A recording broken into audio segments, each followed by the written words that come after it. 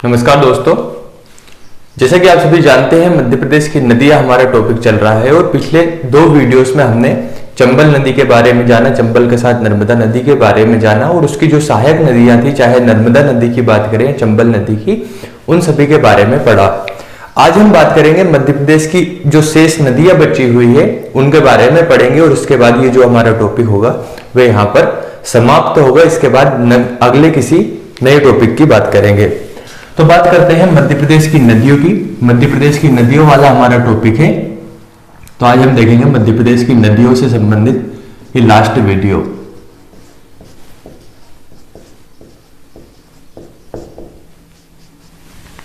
तो साथियों, आज जो हम बात करेंगे, जिन नदियों के बारे में हम बात करेंगे, उन नदियों में ताप्ती नदी, ताप्ती के साथ ही हम बात करेंगे सोन नदी के बारे में, इसके पश्चात केन नदी के बारे में, माही नदी के बारे में। उसके बाद में अगर हम बात करें यहां पर जो अन्य नदियां हैं उन नदियों के बारे में देखेंगे। तो सबसे पहले हम मैप बना लेते हैं। मैप के पश्चात देखेंगे कौन सी नदी कहां से उद्गमित होती है और कहां पर उसका समागम होता है।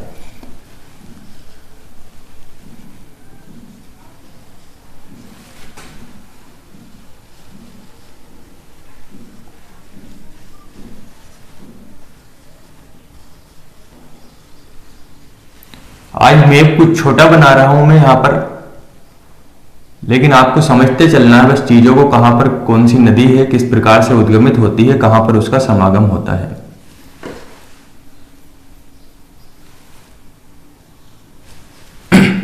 देखिए कुछ इस प्रकार से है मध्य प्रदेश का मैप या कहें मानचित्र। ठीक है दोस्तों, यहां पर कुछ इस प्रकार से मध्य प्रदेश का मानचित्र है। तो आज हम जिन नदियों की बात करेंगे उनमें है सोन नदी, ताप्ती नदी, माही नदी, माही के साथ ही टोंस नदी, बीहड़ नदी, केन नदी, इनके बारे में हम चर्चा करेंगे। तो सबसे पहले शुरू करते हैं हम माही नदी के सोन नदी के बारे में। तो आपने जो फर्स्ट वीडियो था चंबल नदी का, उसमें पढ़ा हुआ था कि किस प्रकार से यमुना नदी आती है और गंगा नदी आती है और गंगा नदी में यमुना का समागम होता है प्रयागराज में और वहां पर ये गंगा के रूप में आगे बढ़ती है। तो उसको हम देखते हैं थोड़ा सा। देखिए यहां पर आपने देखा था कि ऊपर की ओर से आ रही थी गंगा नदी, कुछ इस प्रकार से निकल रही थी और वहीं पर उसके नीचे से यहां पर से थी यमुना नदी और यमुना नदी का अगर प्रयागराज में संगम होता है यहां पर, अर्थात यमुना नदी गंगा के सहायक है। ये है गंगा नदी और ये थी यमुना नदी। तो प्रयाग में आकर जो कि इलाहाबाद है वहां पर यमुना नदी गंगा में मिल जाती है और आगे की ओर गंगा नदी ही बढ़ती है। यहां तक आपको क्लियर होगा। अब बात करते हैं सोन नदी के बारे में। सोन नदी की बात करें तो सोन नदी जो है वह सोन नदी अमरकंटक के अनूपपुर से निकलती है। तो अमरकंटक के अनूपपुर की पहाड़ियों से एक नदी निकलती है नर्मदा नदी, जिसके बारे में हमने पिछले वीडियो में पढ़ा था। ये दूसरी नदी है सोन नदी, जो कि अमरकंटक के अनूपपुर से निकलती है। यहां आपका अनूपपुर के अमरकंटक से निकलती है। यहां पर है आपका अनूपपुर जिला। तो यहां पर है अनूपपुर। इस अनूपपुर की अमरकंटक की पहाड़ियों से, यहीं पर है अमरकंटक की पहाड़ियां, तो यहां से निकलती है सोन नदी। अब देखिए यहां पर जो अनूपपुर जिला है, ये अनूपपुर जिले में यहां से कुछ इस प्रकार से निकलती है सोन नदी और यहां से निकलने के पश्चात कुछ इस प्रकार से प्रवाहित होती है। यानी कि अनूपपुर से ये शहडोल में जाती है, शहडोल के पश्चात सीधी में जाती है और सीधी के पश्चात रीवा जिले में प्रवेश कर यह उत्तर प्रदेश में, यहां पर है आपका उत्तर प्रदेश जिला, तो उत्तर प्रदेश में प्रवेश करती है और उत्तर प्रदेश में प्रवेश करने के पश्चात ये प्रवाहित होती हुई, यहां पर उत्तर प्रदेश है, इधर की ओर है बिहार। आपने भारत का मानचित्र देखा ही होगा। तो ऊपर की ओर ये बढ़ती है और आगे की ओर जाकर गंगा नदी में जाकर ये मिल जाती है। ठीक है, तो हमने अभी क्या देखा कि ये वाली जो नदी थी ये थी गंगा नदी, इधर की ओर थी यमुना नदी। तो गंगा नदी में जाकर यहां पर इसका संगम हो जाता है, किसका? सोन नदी का। यह है सोन नदी। तो सोन नदी अनूपपुर के अमरकंटक की पहाड़ी से निकलती है और अनूपपुर जिले से निकलने के पश्चात शहडोल, सीधी और रीवा जिले में प्रवेश कर यह उत्तर प्रदेश में प्रवेश करती है। उत्तर प्रदेश से यह पहुंचती है बिहार में, और बिहार में पटना के समीप एक स्थान है दानापुर, कहीं पर दीनापुर भी इसका नाम मिलता है। दीनापुर में जाकर सोन नदी का समागम गंगा नदी में मिल जाता है। तो दो बातें आपको ध्यान रखना है कि इसका उद्गम अनूपपुर की अमरकंटक की पहाड़ियों से होता है और इसका समागम गंगा नदी में दानापुर के समीप होता है। दूसरी बात ये आप देख रहे होंगे, ये गंगा नदी से दक्षिण की ओर से जाकर मिलती है और दक्षिण की ओर से मिलने वाली सबसे बड़ी नदी है सोन नदी। यानी कि गंगा नदी की दक्षिण की ओर से मिलने वाली सबसे बड़ी सहायक नदी कौन सी है, तो वह है सोन नदी। सोन नदी की बात करें तो सोन नदी की जो लंबाई है वह है 780 किलोमीटर। इस 780 किलोमीटर में से यह 509 किलोमीटर या 500 किलोमीटर मध्य प्रदेश में प्रवाहित होती है। ठीक है, आप देख रहे होंगे मध्य प्रदेश के इस क्षेत्र में यह प्रवाहित होती है। इसके साथ ही कुछ इसके अन्य नाम है, जैसे इसे स्वर्णपालिका, सोनपालिका, स्वर्ण के अलावा इसे सोवा और सुभागदी, इन नामों से भी जाना जाता है। ये सोन नदी के कुछ अन्य नाम हैं। सोन नदी पर ही सोन घड़ियाल अभयारण्य भी यहाँ पर निर्मित किया गया है। और इसकी सहायक नदियों की बात करें तो इसकी सहायक नदियों में रिहंद के पश्चात जोहिला, ये कुछ इसकी सहायक नदियां हैं। तो बस इतना ही हमें सोन नदी के बारे में ध्यान रखना है। तो देखिए, इधर की ओर नर्मदा नदी यहीं से प्रवाहित हो रही थी, इसी के जस्ट विपरीत में ये प्रवाहित होती है, अनूपपुर के अमरकंटक की पहाड़ियों से निकलती है और यहां से निकलने के पश्चात शहडोल जिले में प्रवेश करती है। शहडोल में प्रवेश करने के पश्चात सीधी और रीवा में प्रवेश कर उत्तर प्रदेश में प्रवेश करती है और उत्तर प्रदेश में प्रवाहित होती हुई बहती हुई यह पहुंचती है बिहार में। बिहार में पटना के समीप ऊपर की ओर से गंगा नदी आ रही थी, वहां पर दक्षिण की ओर से जाकर दानापुर के समीप यह गंगा नदी में मिल जाती है। इस प्रकार से इसका उद्गम अनूपपुर जिले से होता है और बिहार में जाकर गंगा नदी में इसका समागम होता है। इसी पर सोन घड़ियाल अभ्यारण्य अवस्थित है। रिहंद और जोहिला इसकी सहायक नदियां है। टोलमी ने इसे सोवा कहा, इसे स्वर्ण, सोनपालिका आदि नामों से जाना जाता है और इसकी लंबाई 780 किलोमीटर है, जिसमें से 509 किलोमीटर यह मध्य प्रदेश में प्रवाहित होती है। इतना ही आपको सोन नदी के बारे में ध्यान रखना है। अब यहां पर एक बात आपको ध्यान रखना है कि सोन नदी डायरेक्ट जाकर गंगा नदी से मिलती है, अर्थात ये गंगा नदी की सहायक नदी है। अभी तक हमने क्या पढ़ा था कि नदियां पहले यमुना नदी में मिल रही थी, उसके पश्चात वह गंगा नदी में मिल रही थी, लेकिन यहां पर सोन नदी सीधे गंगा नदी से मिलती है, अर्थात ये गंगा की सहायक नदी है। सोन नदी के पश्चात यहीं पर दूसरी नदी की बात करते हैं। एक नदी है बीहड़ नदी। ठीक है, तो कुछ इस प्रकार से यहां पर है केमूर पहाड़ियां। आपने देखा था विंध्याचल पर्वत श्रेणी के बारे में जब पढ़ा होगा, तो यहां पर है केमूर की पहाड़ियां। तो केमूर की पहाड़ियों से यहीं पर तमसा कुंड है, तमसा कुंड से निकलती है टोंस नदी। टोंस नदी के बारे में हम पढ़ रहे हैं, तो टोंस नदी निकल रही है तमसा कुंड में और कुछ इस प्रकार से निकलती हुई यह भी जाकर गंगा नदी में मिल जाती है। तो आपको दो बातें ध्यान रखना है कि गंगा नदी से डायरेक्ट रूप से, प्रत्यक्ष रूप से या सीधे रूप से मिलने वाली दो नदियां कौन सी है।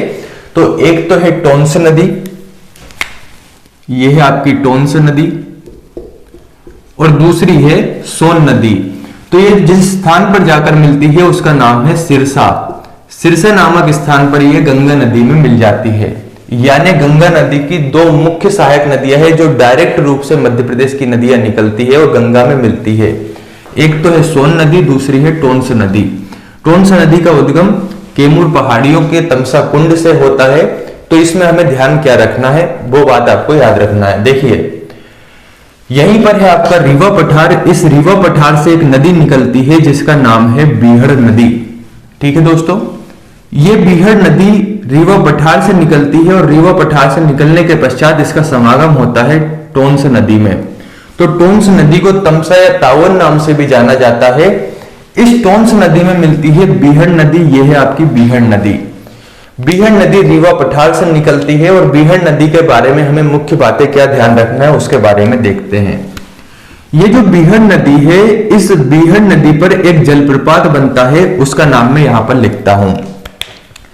इस बीहड़ नदी पर जो जलप्रपात बनता है उस जलप्रपात का नाम है चचाई जलप्रपात। ध्यान रखिएगा, चचाई जलप्रपात। ये जो चचाई जलप्रपात है, ये चचाई जलप्रपात मध्य प्रदेश का सबसे ऊंचा जलप्रपात है और इसकी ऊंचाई है 130 मीटर। अगर फीट की बात करें तो 430 फीट इसकी ऊंचाई है।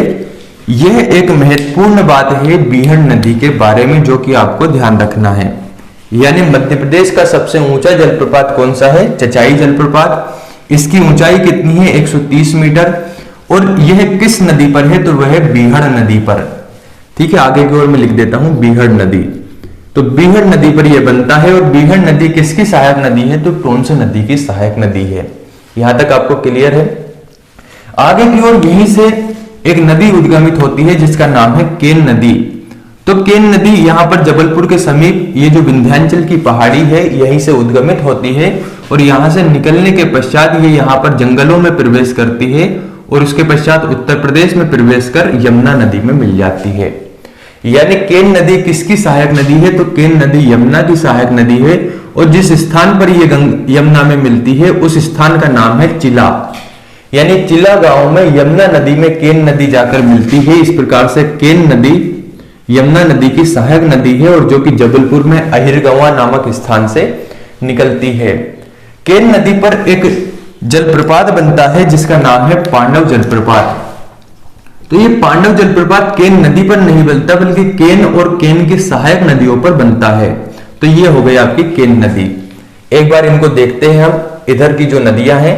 सबसे पहले बात करते हैं सोन नदी के बारे में। सोन नदी अनूपपुर के अमरकंटक से निकलती है और मध्य प्रदेश में शहडोल, रीवा, सीधी जिलों में प्रवाहित होने के पश्चात उत्तर प्रदेश राज्य में प्रवेश करती है और उत्तर प्रदेश में प्रवेश कर बिहार में जाकर दानापुर के समीप गंगा नदी में मिल जाती है। इस प्रकार से गंगा की दक्षिण की ओर से मिलने वाली मुख्य सहायक नदी है।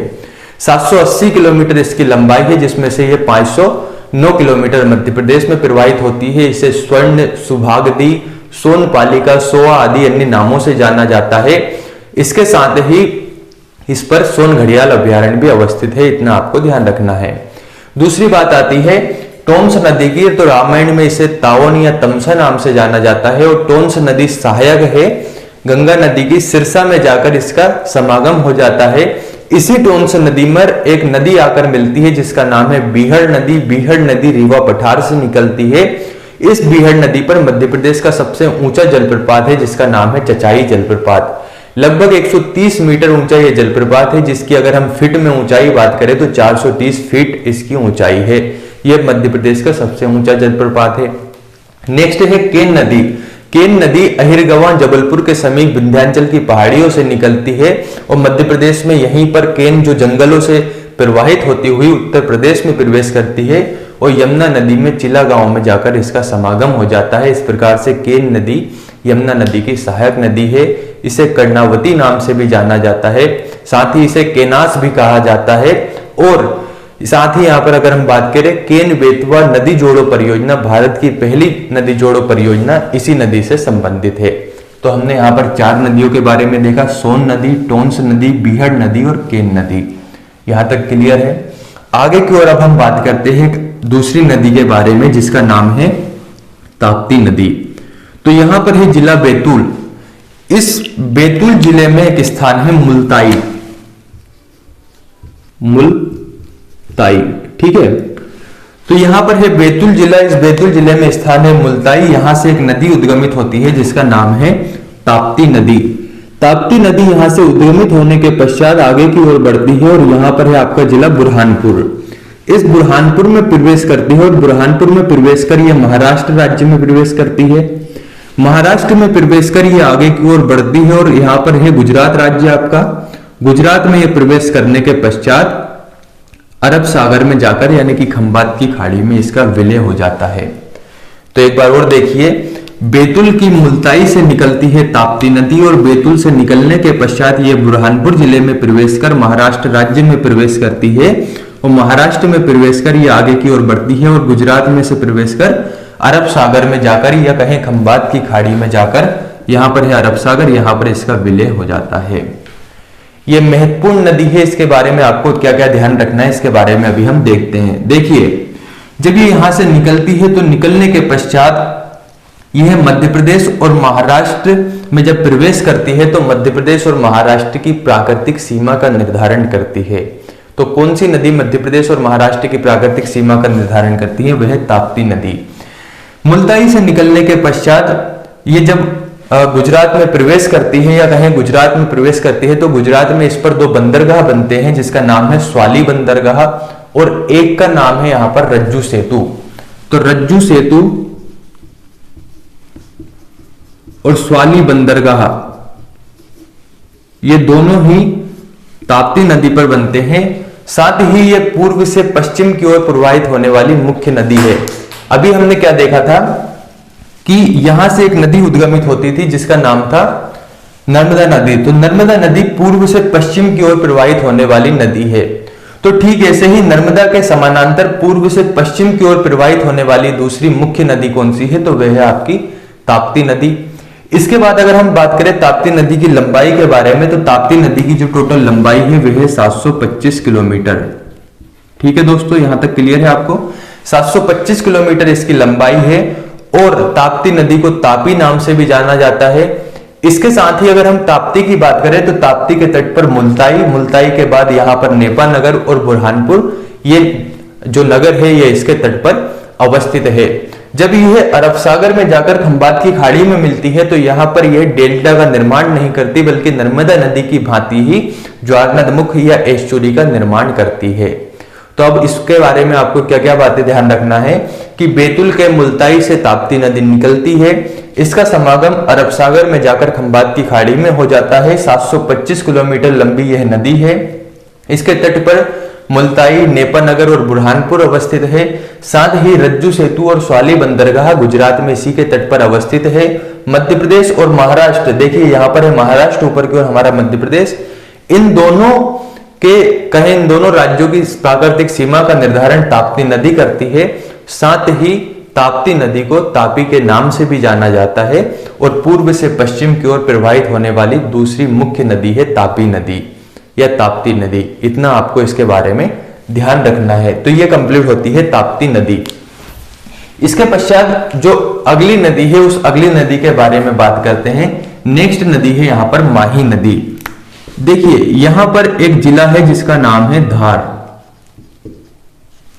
ठीक है, इस धार जिले में एक झील है जिसका नाम है मेहद झील। इस धार जिले की मेहद झील से एक नदी उद्गमित होती है जिसका नाम है माही नदी। तो यहां से यह नदी उद्गमित होती है और यहां से कुछ इस प्रकार से निकलती हुई आगे की ओर बढ़ती है, यानी कि धार, रतलाम और मंदसौर इन जिलों में प्रवाहित होती हुई ये नदी आगे की ओर बढ़ती है और आगे की ओर राजस्थान राज्य में प्रवेश करती है और राजस्थान में प्रवेश करने के पश्चात ये आगे की ओर बढ़ती हुई खंबात की खाड़ी में या अरब सागर में जाकर मिल जाती है। इस प्रकार से माही नदी किस में जाकर इसका विलय होता है? तो वह होता है खंबात की खाड़ी में या कहें अरब सागर में। ठीक है, तो अभी तक हमने 3 नदियों के बारे में पढ़ा जो कि खंबात की खाड़ी में विलय होता है। और पहले वीडियो में हमने बात की थी कि मध्य प्रदेश में 6 नदी अफवाह तंत्र है, जिसमें से 3 नदी अफवाह तंत्र आपके खंबात की खाड़ी में जाकर मिलते हैं। एक है नर्मदा नदी अफवाह तंत्र, दूसरा ताप्ती नदी अफवाह तंत्र और तीसरा माही नदी अफवाह तंत्र।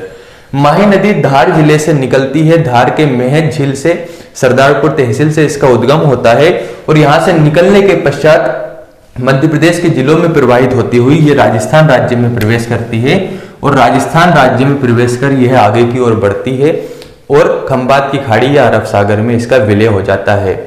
इसके साथ ही नर्मदा और ताप्ती की भांति पूर्व से पश्चिम की ओर प्रवाहित होने वाली ये तीसरी नदी है। इसे कंठाल की गंगा के नाम से भी जाना जाता है और इसके बारे में आपको जो सबसे मुख्य बात ध्यान रखनी है वह क्या है कि माही नदी कर्क रेखा को 2 बार काटती है। देखिए कुछ इस प्रकार से कर्क रेखा आपकी निकल रही है। आप सभी जानते हैं कर्क रेखा 23.5 डिग्री उत्तरी अक्षांश को कर्क रेखा के नाम से जानते हैं। तो सोन नदी से भी कर्क रेखा निकल रही है, चंबल नदी से भी कर्क रेखा निकल रही है। लेकिन मुख्य बात माही के बारे में क्या है कि आप देख पा रहे होंगे, एक बार तो ये जाते हुए, दूसरी बार वापस आते हुए ये कर्क रेखा को 2 बार काटती है। और ये जब कर्क रेखा को 2 बार काट रही तो आप देख पा रहे होंगे ये उल्टे यू आकार की आकृति बनाती है। ठीक है, तो मध्य प्रदेश से एकमात्र नदी जो मध्य प्रदेश से उद्गमित होती है और कर्क रेखा को 2 बार काटती है, वे नदी है माही नदी। तो इसके बारे में आपको इस फैक्ट को ध्यान रखना है कि कर्क रेखा को 2 बार कौन सी नदी काटती है। तो कर्क रेखा को 2 बार जो नदी काटती है उसका नाम है माही नदी। ठीक है, इतना आपको इसके बारे में ध्यान रखना है। इसे कंठाल की गंगा के नाम से भी जाना जाता है। ये कंप्लीट होती है आपकी माही नदी। माही नदी के बाद साथियों अब बात करते हैं मध्य प्रदेश की दक्षिण की ओर प्रवाहित होने वाली नदियों के बारे में। तो यहां पर एक आपका जिला है जिसका नाम है सिवनी, आप सभी जानते ही होंगे। ठीक है, मैं लिखे देता हूं सिवनी। इस सिवनी जिले से एक नदी उद्गमित होती है जिसका नाम है यहां पर वेनगंगा। तो सिवनी जिले से वेनगंगा नदी उद्गमित होती है और कुछ इस प्रकार से बालाघाट की ओर प्रवेश करती हुई यह महाराष्ट्र, यहां पर है आपका महाराष्ट्र राज्य, महाराष्ट्र में प्रवेश करती हुई आगे की ओर बढ़ती है। तो ये हो गई आपकी वेनगंगा नदी। तो वेनगंगा नदी सिवनी के परासवाड़ा के मुंडारा गांव, ध्यान रखना मुंडारा गांव से ये निकलती है और सिवनी के परासवाड़ा के मुंडारा से निकलने के पश्चात बालाघाट में प्रवेश करती हुई महाराष्ट्र में जाकर यहां पर एक जिला है जिसका नाम है भंडारा। ठीक है, यहां पर पहुंचती है। अभी आपको इतना ध्यान रखना है, आगे की ओर इसके बारे में देखते हैं। तो सिवनी से निकलती है वेनगंगा नदी और यह दक्षिण की ओर प्रवाहित होने वाली मध्य प्रदेश की सबसे प्रमुख नदी है। और अभी हमने क्या देखा था, बैतूल के मुल्ताई से एक नदी निकलती है जिसका नाम था ताप्ती नदी। ठीक है, तो इसी बैतूल के मुल्ताई से एक नदी और प्रवाहित होती है जिसका नाम है वर्धा नदी। ध्यान रखना, वर्धा नदी। वर्धा नदी भी बैतूल के मुल्ताई से निकलती है।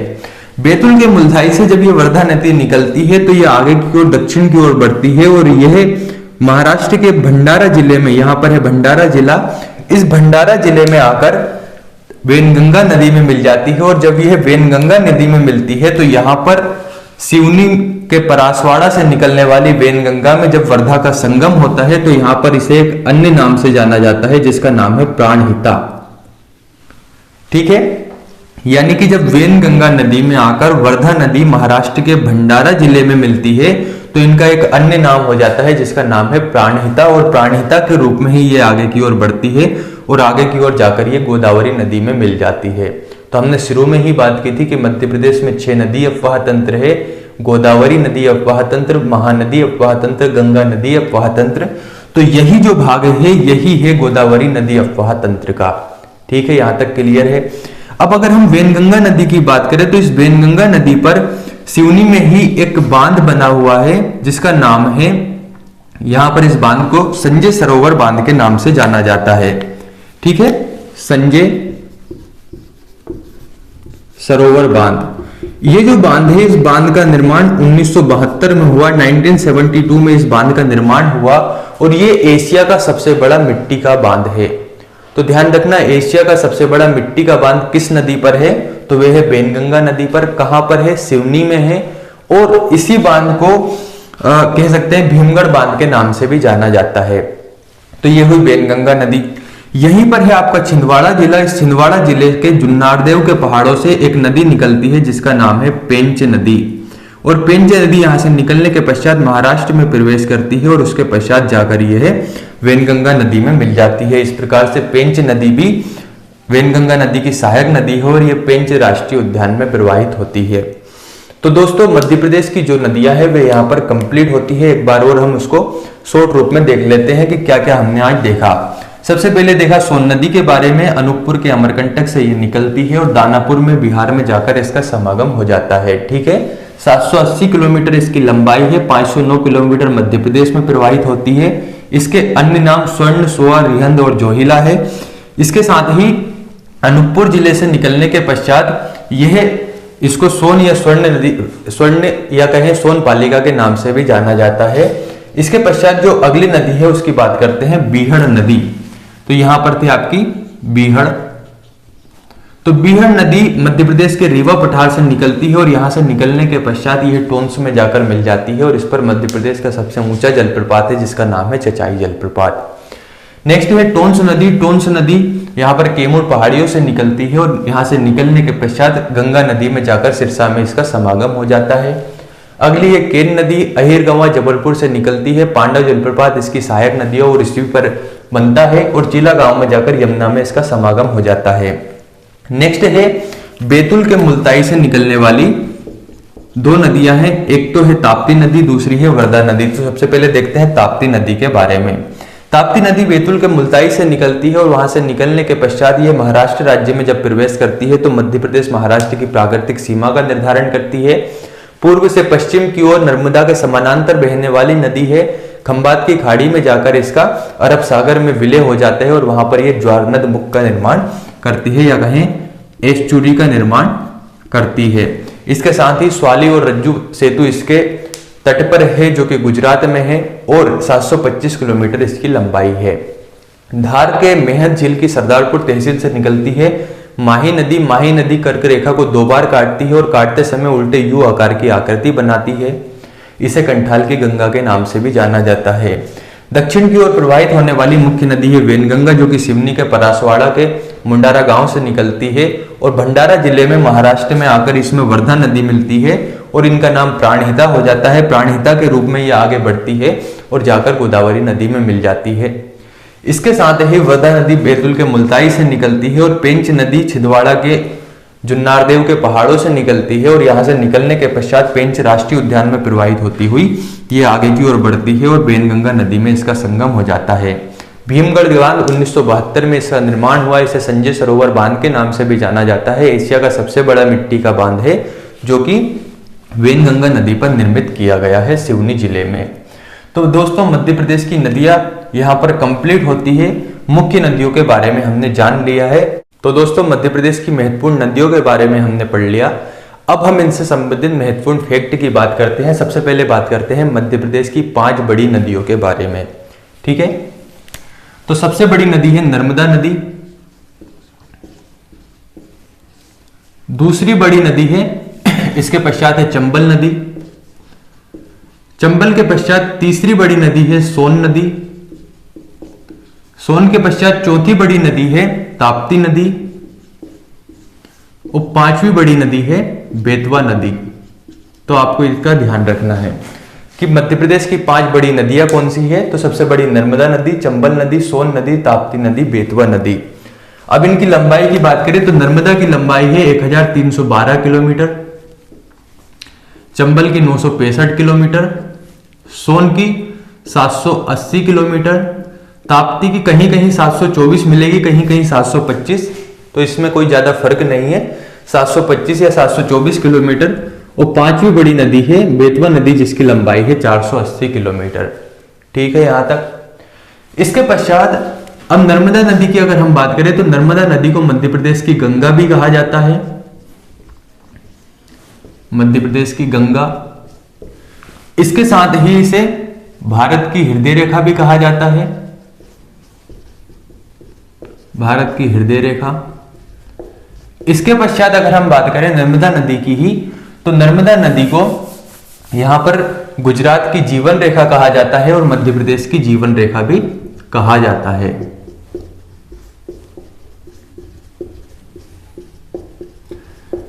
इसका उद्गम अमरकंटक अनूपपुर से होता है और इसका समागम खंबात की खाड़ी में होता है। अरब सागर में इसका समागम होता है, वहां पर यह ज्वारनद मुख का निर्माण करती है।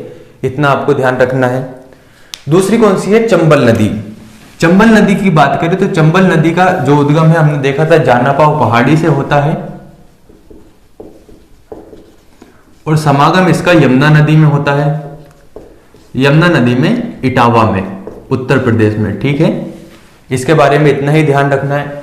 एक और बात आपको इसके बारे में ध्यान रखना है कि बीहड़ का निर्माण कौन सी नदी करती है, तो वे करती है चंबल नदी। सोन नदी अभी हमने जैसा कि देखा अमरकंटक अनूपपुर से इसका उद्गम होता है और दानापुर में जाकर इसका समागम होता है, इतना आप ध्यान रखना। ताप्ती नदी, ताप्ती नदी की बात करें तो मध्य प्रदेश महाराष्ट्र की प्राकृतिक सीमा का निर्धारण करती है और पूर्व से पश्चिम प्रवाहित होती है। बेतवा नदी की अगर हम बात करें तो मध्य प्रदेश की गंगा इसे भी कहा जाता है और हमने जैसा कि पहले ही बात की थी कि इसे धार्मिक आधार पर मध्य प्रदेश की गंगा कहा जाता है। जबकि इसे प्रदूषण के समान स्तर के आधार पर मध्य प्रदेश की गंगा कहा जाता है, तो इस बात को आपको ध्यान रखना है। नेक्स्ट, बुंदेलखंड की जीवन रेखा। बुंदेलखंड की जीवन रेखा किसे कहा जाता है? तो बुंदेलखंड की जीवन रेखा है बेतवा नदी। वो कहां से निकलती है? तो रायसेन के कुमरा गांव से निकलती है और विदिशा, भोपाल जिलों में प्रवाहित होती हुई ये हमीरपुर में जाकर इसका समागम यमुना नदी में हो जाता है। इस प्रकार से यमुना की सहायक नदी है बेतवा नदी। इसके पश्चात अगर हम बात करें अन्य फैक्ट में, तो क्षिप्रा नदी की बात करें तो क्षिप्रा नदी को मालवा की गंगा कहा जाता है। तो मालवा की गंगा के नाम से किस नदी को जाना जाता है? क्षिप्रा नदी को। नेक्स्ट, मध्य प्रदेश का सबसे लंबा बांध कहां पर है? मध्य प्रदेश का सबसे लंबा सबसे लंबा पुल, तो वह है तवा नदी पर। तवा नदी पर मध्य प्रदेश का सबसे लंबा पुल है और तवा नदी नर्मदा की मुख्य सहायक नदी है, जो कि बाएं तट से इसमें आकर मिलती है।